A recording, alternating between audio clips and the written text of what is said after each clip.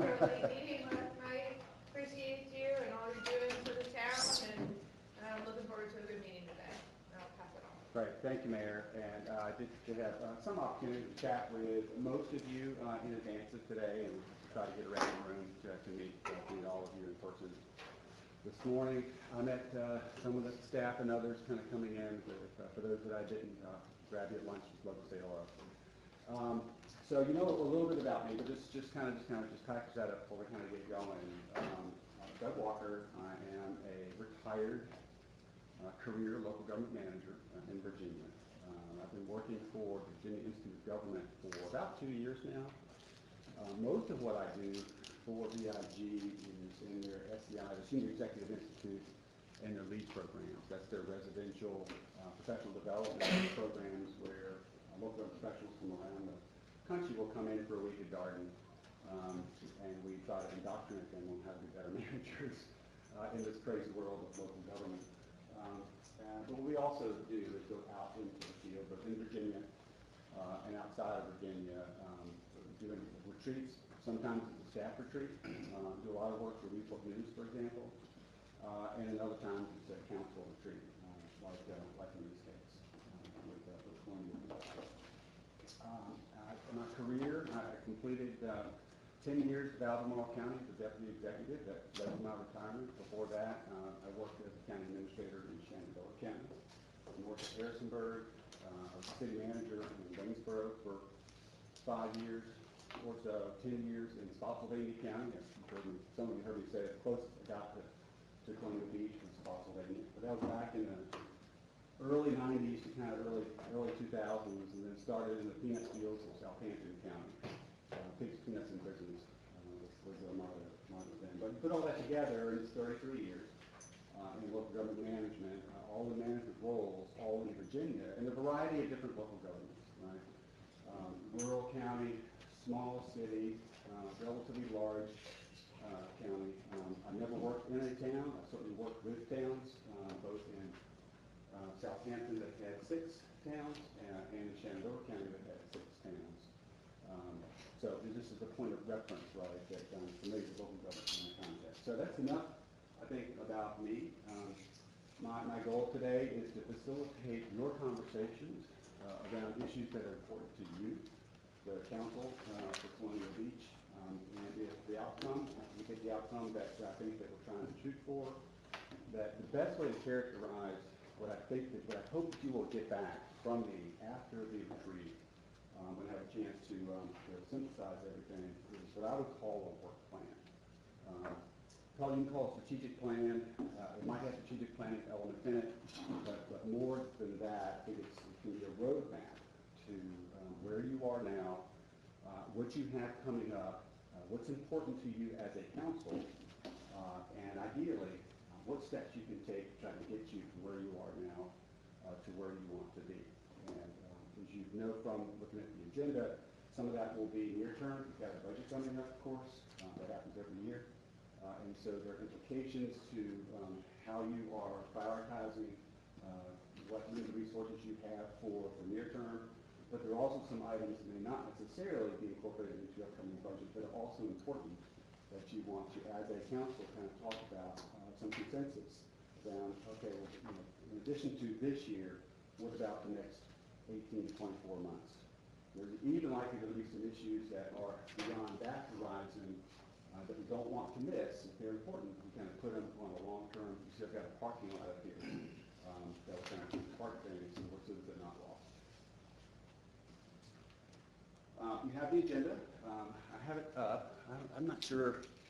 We'll do some PowerPoints later, but you have it in front of you. So if you have it in front of you, I'll kind of walk through it. So I want to talk through some of what has been included on here, all of which you had an opportunity to kind of look at in advance. But the goals for the retreat,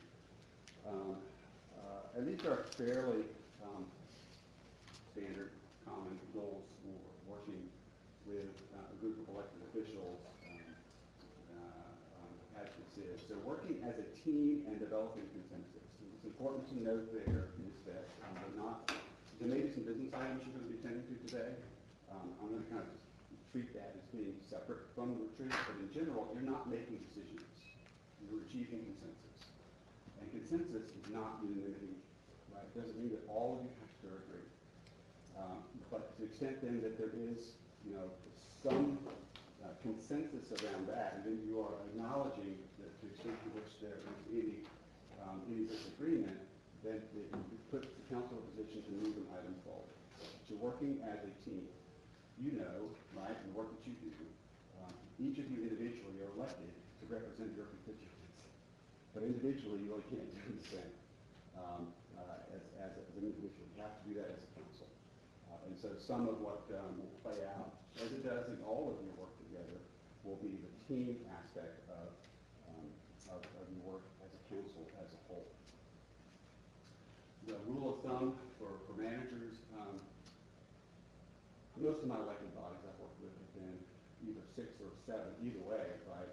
The math that managers use is pretty simple to get a council for. And so that's the simplest and purest kind of representation of how democracy and local government works in action. You count to 4.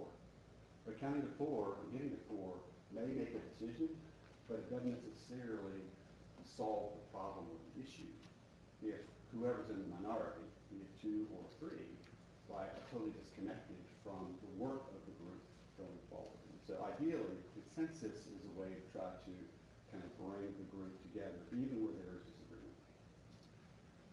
Encouraging input from all council members. Some of that will be up to me. Some of that will be up to you, as contributing members of this body. So I will try to pay attention to who I've heard from and pull them in. I'll try to pay attention to who has spoken a lot, and try to diplomatically, kind of tactfully, but you also kind of how the dynamic usually plays out. So if I step on any toes or hurt anybody's feelings, my intentions are great. If you've got complaints from the mayor later, tell them how she can tell my boss, and we'll go from there. My intentions are good, and try to keep us kind of all working together. Okay?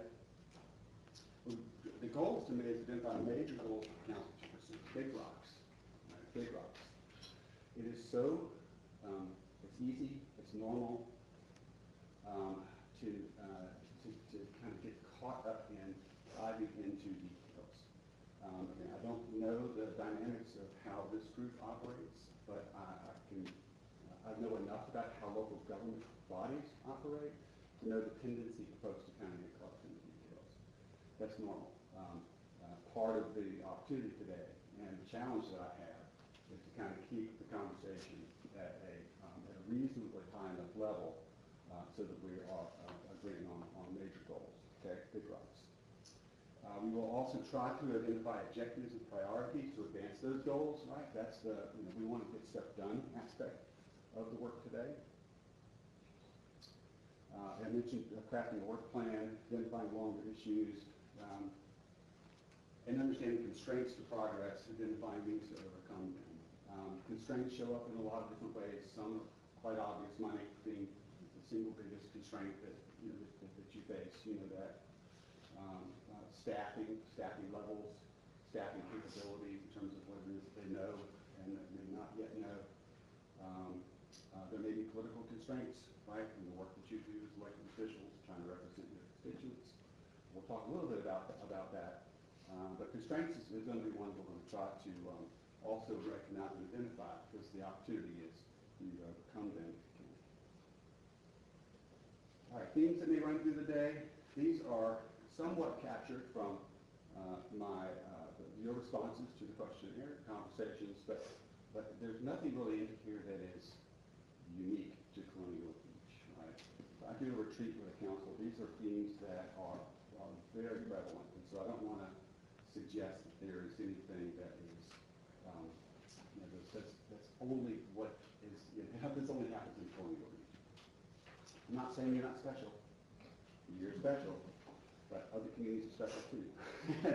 And these themes are fairly common. So council roles and responsibilities, dynamics and governance processes, how it is that you work together to make decisions. And we'll talk a little bit about some of the structure of government in Virginia that either helps you or doesn't help you in that regard. And there may be items that kind of come up to kind of we'll flesh that out a bit. The council manager and staff roles and responsibilities. This is a council manager form of government, as you know, and so there is a very, very important relationship between you as the council and your manager as the leader of your staff.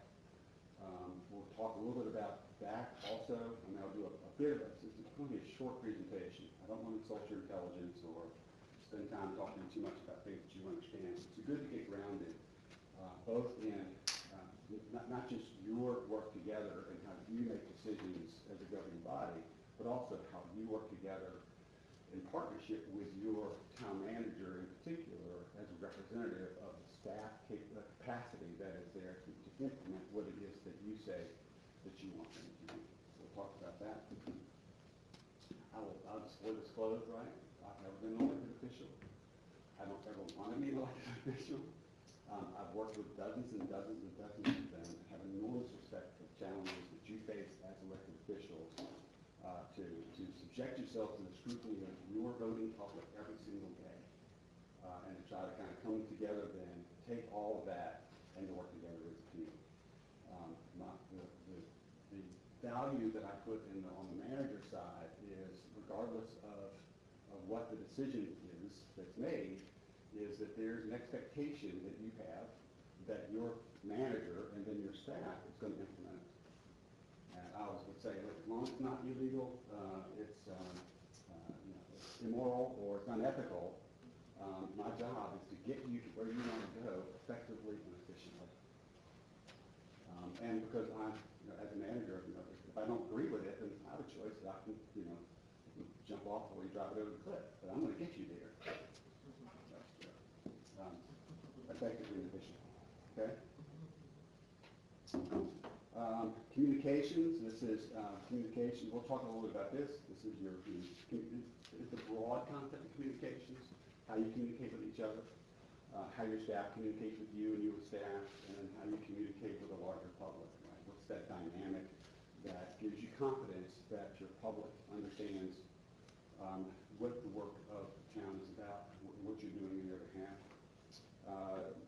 The longer-term strategic planning for the future of Colonial Beach, we talked about that, and limitations, we talked about that as well.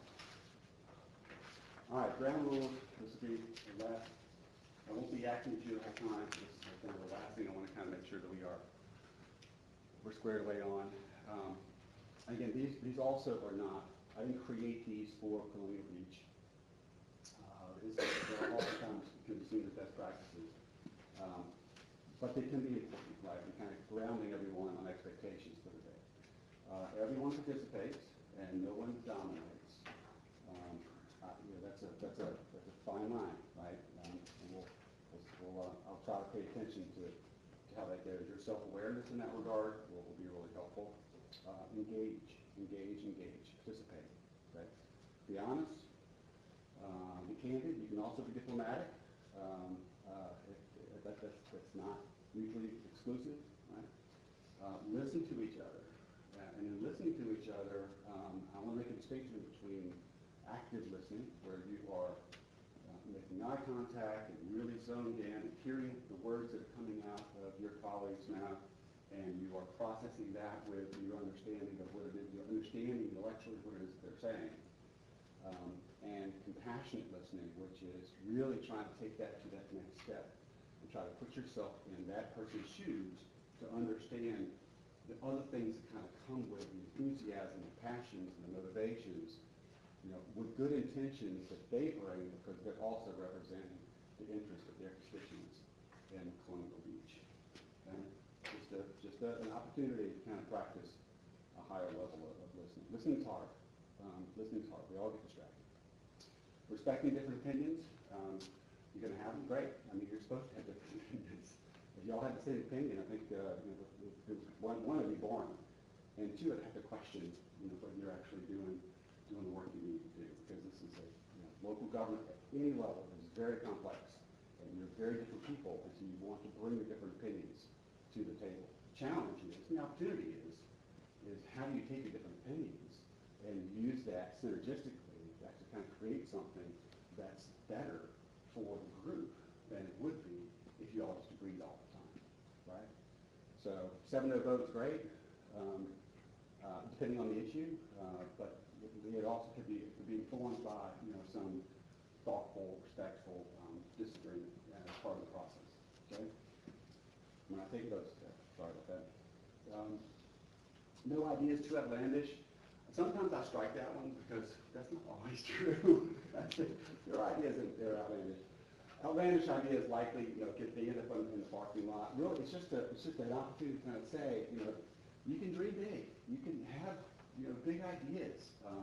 This is what this is about. We'll try to capture them. If it's not really kind of fit into maybe some work that is relevant for what happens in the near term, for this budget, or for the next 2 to 4 years, just don't want to miss an opportunity to kind of say, hey, you know what? I think this is something that we really could think about for our future. So I'll say no idea is too outlandish. If it's the same outlandish idea that you've been telling your colleagues for the last 4 years, then we'll still capture it.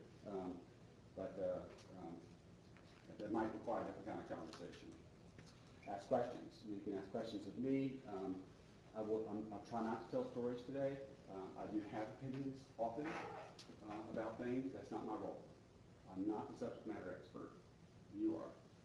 You have subject matter experts also in the back of the room. Ideally, they're going to be listening to you today. But ask questions. Ask questions of each other. Ask questions of the process. And we'll see if we can get, if that's helpful to you, getting answers to help you participate more. Seeking consensus, I talked about that. Except for some items that I understand maybe carry over from last night, and I'm trying to find time to kind of address some of that. There is no expectation of taking any action today. The expectation should be that what you develop comes back to you in a work plan that kind of sets then some opportunity for you to consider action at some future, or discussion and action at some future meeting. Silence means consent. So this goes back into everybody participates. So it's your choice. You're adults. So if you have something to say, you don't say it, and we get to the point of, okay, I guess we have consensus, then there's not a whole lot of facilitators that I can't read your mind. So you're going to have to kind of weigh in. We'll use the parking lot for issues that base consensus. Have fun. You guys spent all day together. You spent all night together last night. I know you're tired. This is hard work working for local government, but it's good work. It's why you do it. And so have fun with it as much as you possibly can. I sometimes take that one off as well because we'll go, this is not fun. But try to have some fun with it. I will certainly try to keep the energy up in these conversations throughout the day. And we'll take breaks when it seems appropriate. There aren't any breaks that kind of built in here, but I'll be really looking forward to the mayor if you kind of say, hey, I love taking breaks. Yeah. So if you need to get up and walk around, I'm not going to be judging any of you. You got to get up and walk around or whatever like that. I also know that you're busy doing 1,000 other things. You may have to take a phone call or look at an email or whatever. Obviously, my hope is that your focus can remain really squarely on what we're doing here. Particularly, a lot of it's going to be around you talking, but life happens. Other things happen, so that's understood. Okay, that's all of my yakking at you at the beginning. So that only took 20 minutes. Okay, that's not bad. We are going to do an activity right off the bat, and it's called a connection exercise. Some call it an icebreaker. I don't like icebreakers. Icebreakers can be off-putting. People go, we got to reveal our deep, dark secrets about each other. No, we're not doing that. But we are going to do an activity. I'm trying to make it sound better than you might think that it is. It's going to be fun. I'm saying that, right? It's going to be fun. It's going to be fun.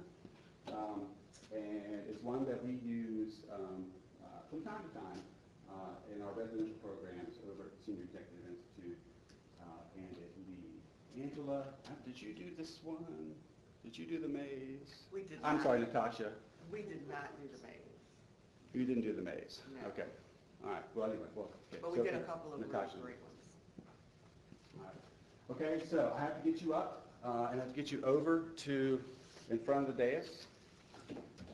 This will not take all day. So, Mayor says you like to get up. You're Yeah, up. I do like to get up. You are, okay. All right, Alex, we're gonna come over here, I'll explain the rules.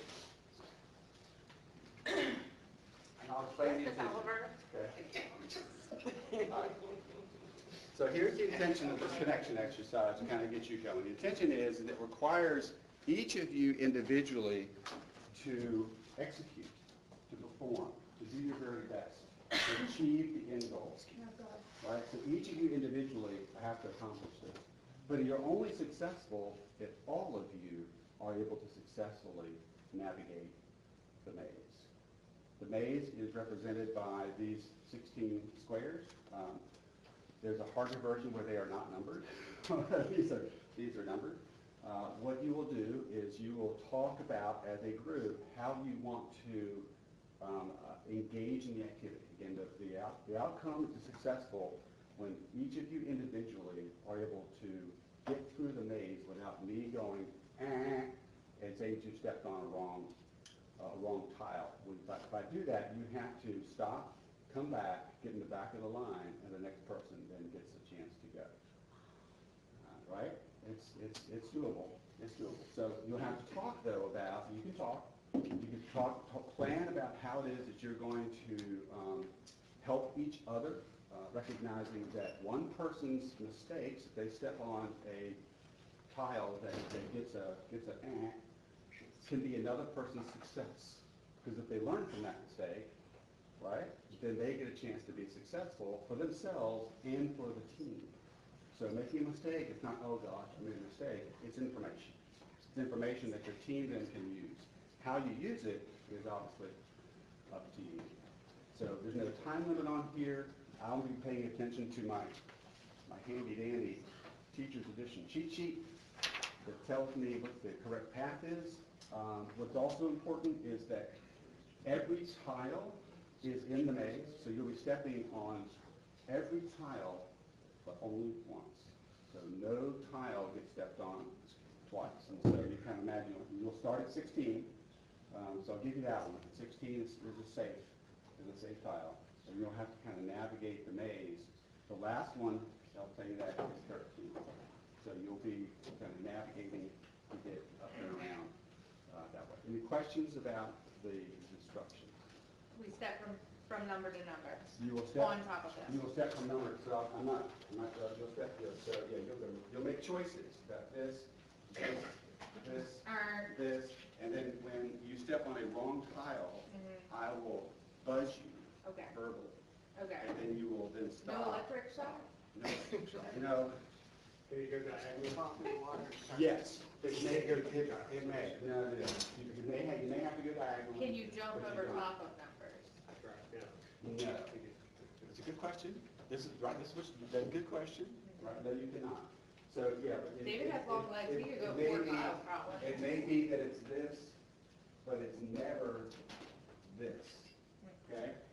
Got it. You said 13 and 16 are safe, You'll- that means don't step on those? No, you will start here, so this, and you will finish there. Okay. So I'll give you those two, but I'm not gonna give you anything else as far as how you then get from there to there. We Remember, go one at a time and You then will go- follow on the line and go you to will the go back. one as at a we- time. If I Okay. buzz you, you have to stop where you are, Mhm. come back at the back of the line, and the next person then gets to go. All right, let's do it. Okay? So you'll talk about then what you think your best Strategy is? or how it is you want to do that. Okay. I have an idea. Yeah, go for it, Tom. So why don't we sort of each take a couple of tiles? So like, Rick, you remember the first two that are good, right? So then I'll remember the next two that are good, right?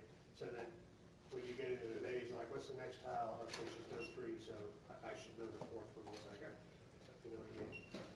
So we just remember a little bit of the positive path as we go through, so we don't all have to try and remember. We start at 16, we end at 13. Right, Yeah. So we know So those are 16, good. but we don't know the next number after right, 16. so as soon as we find one, Okay.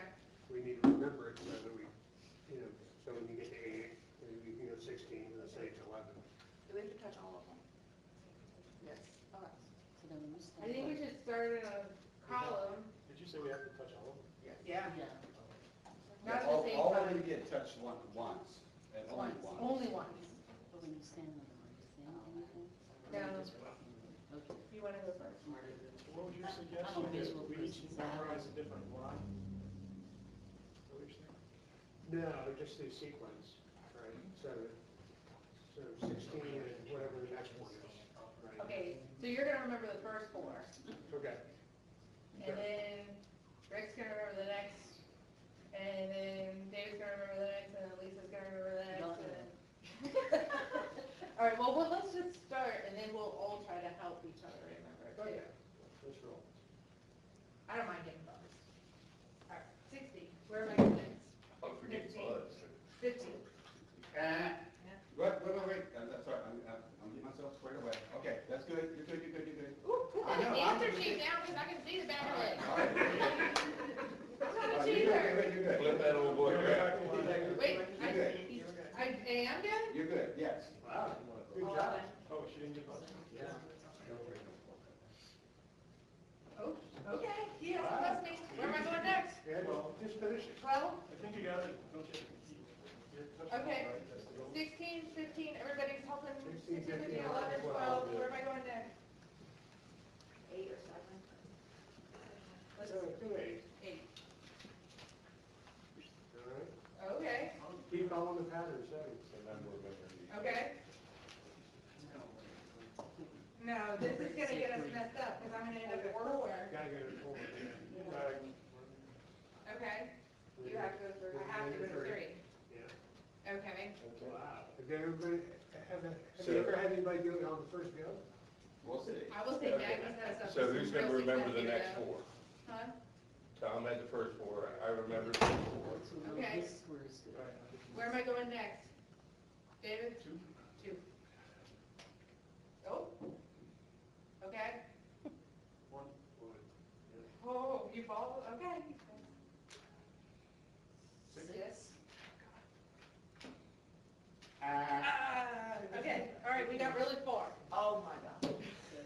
Okay, So it's 16, 15, 11, 12. 7, 4, 3, 2, but you got buzz on it. go for it, Lisa. So, okay. We'll help you. So what 16. happens next?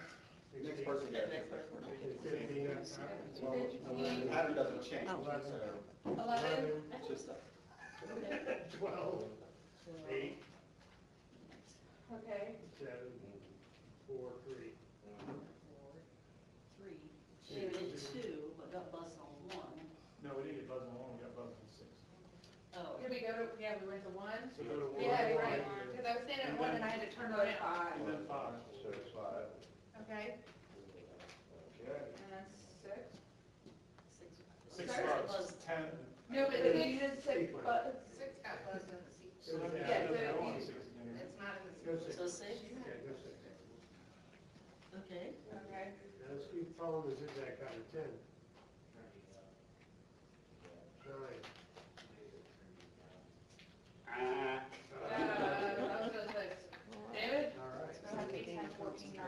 That's it. Yeah, we're done. You ready? What? Go for it. 16, 15, 11, 12. 18. 4, 3. Someone should. Oh, I love This is the kind of help we were this. talking about?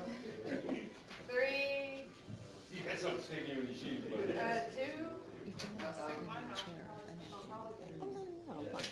Honestly, super fun, yeah. I used to be back in the 5. I